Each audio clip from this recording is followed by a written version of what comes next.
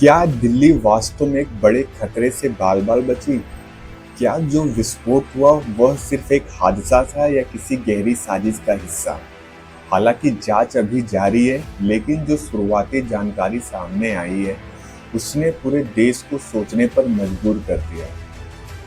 आज की इस वीडियो में हम शुरुआत से लेके अंत तक हर फैक्ट को समझेंगे, बिना किसी अफवाह, बिना किसी भड़काऊ दावे के।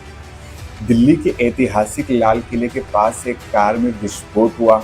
धमाके की आवाज तेज थी और इलाके में तुरंत सुरक्षा बढ़ा दी गई। सरकारी एजेंसियों ने इसे शुरुआती तौर पर पैनिक ब्लास्ट बताया, मतलब ऐसा विस्फोट जो नेटवर्क टूटने या पकड़े जाने के डर में किसी संदिग्ध द्वारा खुद किया गया हो। लेकिन इसके बाद जो चीजें सामने आई, उन्होंने कहानी को और भी गंभीर रूप दे दिया, क्योंकि कुछ बरामद हुए विस्फोटक पहले की एक कार्यवाही से मेल खाते दिखाई दे रहे थे। इस पूरी जांच की शुरुआत किसी और धमाके से नहीं, बल्कि कश्मीर में मिले एक पोस्टर से होती है। इस पोस्टर के मिलते ही स्थानीय पुलिस ने केस दर्ज किया, क्योंकि भाषा उग्र थी और जांच करना बहुत जरूरी हो गया था। सीसीटीवी फुटेज चेक हुआ और एक शख्स बार बार उस पोस्टर वाले इलाके में घूमता दिखाई दिया। यहीं से जांच की पहली कड़ी पुलिस को मिली। उसी कड़ी के पूछताछ के जरिए और एक बड़े नेटवर्क का पहला पता चला। कश्मीर में पकड़े गए संदिग्ध ने बताया कि दिल्ली एनसीआर में कुछ और लोग जो कि इसमें सम्मिलित हैं, जो संदिग्ध गतिविधियों में शामिल हो सकते हैं। पुलिस ने अपनी कार्यवाही शुरू की, जो कि जांच एजेंसियां तुरंत हर उस लोकेशन पर पहुंची जहां से कांटेक्ट या मूवमेंट उनको मिला और दिखाई दिया। दिल्ली, गुरुग्राम, फरीदाबाद, ये तमाम ऐसे बड़े जगह हैं जहां पे उनको संदिग्ध में कुछ होने की संभावनाएं मिली। तीनों जगहों पर तलाशी हुई, कुछ लोग हिरासत में लिए गए, कुछ जगहों से विस्फोटक बरामद हुए। ये सभी बातें अभी जांच के दायरे में हैं। अंतिम पुष्टि अभी बाकी है। इस जांच के कुछ दिनों बाद लाल किले के पास एक कार में विस्फोट हुआ। पहले यह साफ नहीं था कि यह हादसा था या कुछ और, लेकिन जांच से लगता है कि यह घटना उन संदिग्धों से जुड़ सकती है जिन पर पहले से नजर रखी जा रही थी। लेकिन यहाँ एक बात साफ है, पूरा सच सिर्फ जांच पूरी होने के बाद ही सामने आएगा।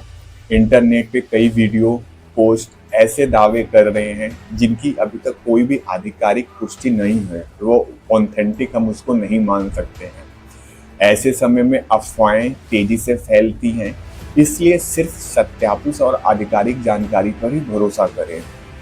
जम्मू कश्मीर पुलिस, दिल्ली पुलिस, केंद्रीय एजेंसियां जो कि तेजी से कार्रवाई कर इन संदिग्धों को इन्होंने पकड़ लिया और कई विस्फोटक बरामद किए। अगर ये कार्रवाई समय पर ना होती तो नुकसान कहीं ज़्यादा बड़ा हो सकता था। लेकिन यह बात भी याद रखें, अभी तक किसी भी बड़े प्लान की पुष्टि नहीं हुई है। इसको हम आतंकवादी हमला करार नहीं कर सकते और ना तो किसी ने अभी खुलकर सामने इसकी रिस्पॉन्सिबिलिटी ली है कि ये ब्लास्ट मैंने करवाया है। जांच चल रही है और जो भी तथ्य होंगे वो सार्वजनिक किए जाएंगे। कुछ लोग जो पकड़े गए हैं वे मेडिकल बैकग्राउंड से आते थे, जैसे डॉक्टर, प्रोफेशनल, लेकिन इसका मतलब यह नहीं है कि कोई संस्था या यूनिवर्सिटी या पूरा प्रोफेशन ही इसमें शामिल है।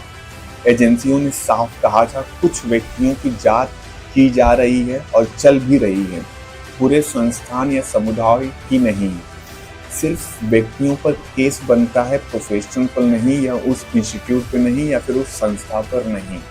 इस पूरी घटना ने एक बात साबित कर दी कि खतरा कहीं से भी हो सकता है और सतर्क रहना बेहद जरूरी है।